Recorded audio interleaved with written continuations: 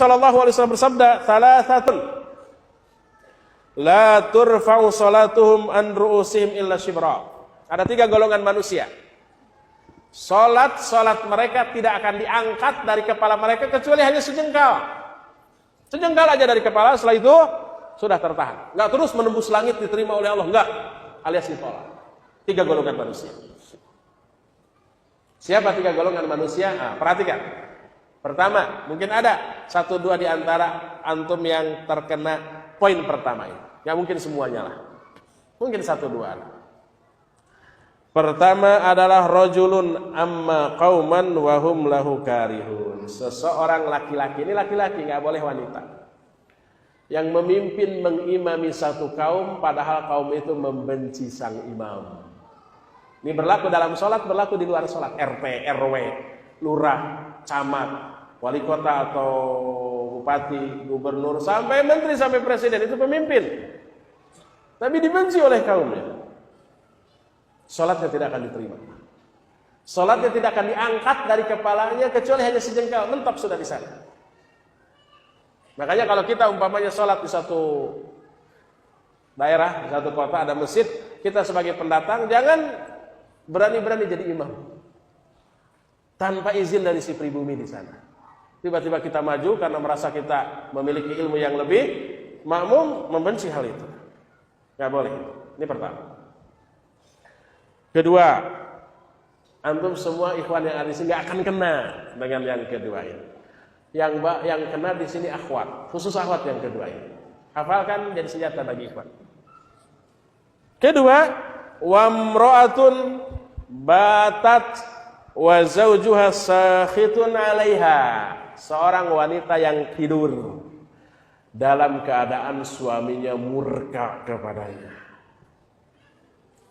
Tidur padahal suaminya itu marah karena hak dia sebagai suami tidak ditunaikan oleh istrinya, walaupun dalam hadis lain si istri itu walau kathurat sholatuha wa siyamuha, walaupun rajin sholatnya, rajin saumnya.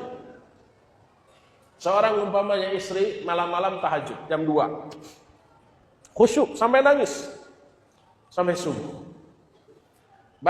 Ketika adzan subuh dia sholat 2 rakaat, sholat fajar atau qobliyah subuh. Qobliyah subuh lebih baik daripada dunia dan isinya. Lalu sholat subuh panjang, khusyuk sampai nangis. Beres sholat subuh wirid sampai suruk kok. Beres suruk lalu dia sholat 2 rakaat. Pahalanya sama dengan pahala haji dan umroh secara sempurna. Jam 7 baru selesai, suaminya udah pergi. Dari tadi nunggu pelayanan dari istrinya, cuek. Sudah kalau sudah pergi gimana lagi? Suami perginya sambil marah-marah. Kaos kakinya terbalik gitu ya, satu merah satu kuning karena nggak disiapkan sama istrinya. Pakaiannya juga belum disetrika, pakaian dalamnya bekas kemarin gatal-gatal, gimana lagi? Nggak disiapkan. Pergi. Pulang suaminya ketika pas maghrib. Istrinya sedang sholat maghrib, khusyuk. Beres sholat maghrib, wirid.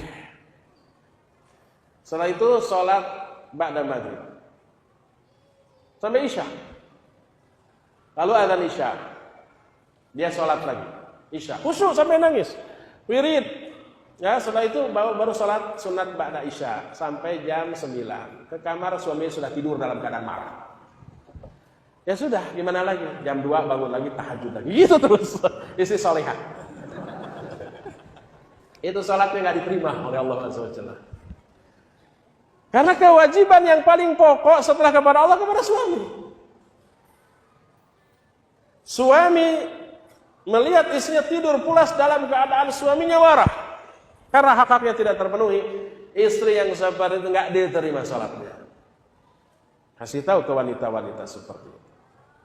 Itu yang kedua. Dan yang ketiga, wa akhawani mutasariman. 2 orang bersaudara yang saling bermusuhan. Itulah 3 golongan manusia yang sholat mereka tidak akan diterima oleh Allah SWT. Ini kerugian akibat saling bermusuhan.